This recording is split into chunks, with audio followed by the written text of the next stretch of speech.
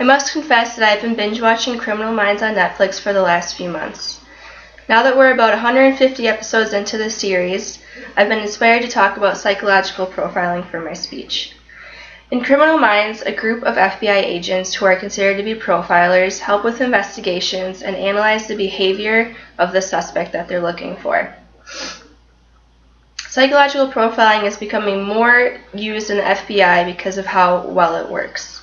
So to understand this topic further, we need to talk about the history behind profiling, the methods that the FBI uses, and the steps taken to develop a profile.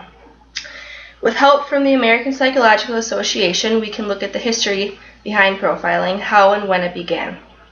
First started in the 1940s, and later in the 1950s came back again to help New York City catch one of its biggest serial offenders that they've ever seen. So to begin, in the 1940s, police were trying to solve a case and they basically hit a dead end.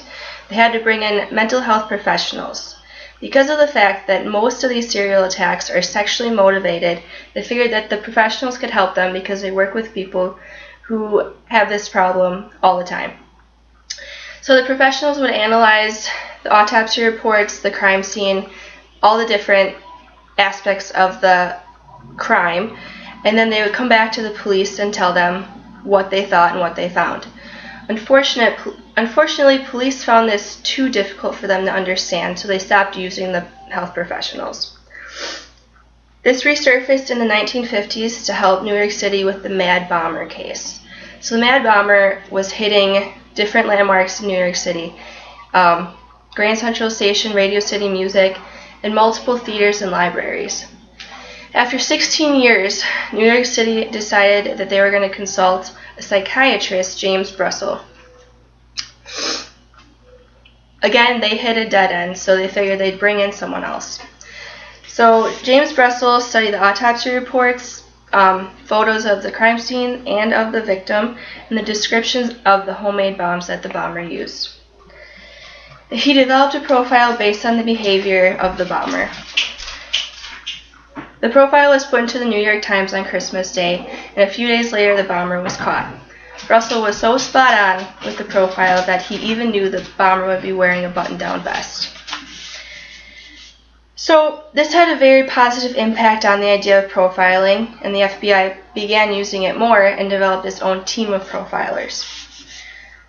So what are things that the profilers look for? The first thing that they can determine is if the criminal is organized or disorganized. An organized unsub is the hardest to catch. They're the people that you least suspect, maybe a neighbor, family man. I have a picture here. You would never suspect that guy to be a killer, right? But it happens, and these killers are usually attractive, charming, comfortable with the opposite sex. They're the ones that you least suspect. After the crime scene, they leave no evidence behind. They dispose of the body and clean up the crime scene as well. Usually their crimes are premeditated, and afterwards they show no remorse. Mental illness associated with this type of unsub, also known as unknown subject, so the criminal that the FBI is looking for, is psychopathic disorder, narcissism, and manipulation. This is the hardest criminal to catch because they're smart. They clean up after themselves, and they don't manifest themselves as being a criminal in society. On the other hand, a disorganized unsub is the person that you'd most suspect. They stand out because they don't fit in society. They're unattractive, awkward with the opposite sex, rejected and impulsive, live alone, and usually have no contact with their family. An example of this type of person, which is stereotypical, but could be this kind of guy. This is the person that no one would be too surprised just based on how he looks that he would be, the offender or the killer. So some mental disorders associated with a disorganized unsub are schizophrenia and borderline personality disorder. The crimes they commit are usually against someone that they know, they're out of rage, and they are not premeditated. They grab any weapon that they can and they flee the scene without cleaning up any blood, fingerprints, or the body. They're not smart, and this is the easiest for the profilers to catch. So these two different unsubs are very different from each other, but at least it's a way to cut the suspect pool in half. So what steps do profilers take to determine what kind of person they're looking for and develop a profile? There are 5 important steps from David Webb's book, Forensic Profiling, that we can go through. The first step is profiling inputs. So profilers review any related items to the crime scene. They look at autopsy reports, photos of the scene and the victim, and come up with their own analysis of what kind of criminal they think they're looking for. They look for different things than the typical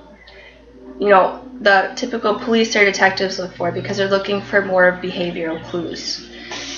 The second step is decision processing. The profilers determine whether the crime can be associated with a number of different behavioral circumstances. The FBI has its own manual of classification for criminals, so they'll go through a checklist of signs and symptoms and see which they can relate to that offender. They look at what type of murder was it? Was it a mass murder? Did the killer murder many people right at the same crime scene? Was it a spree murder?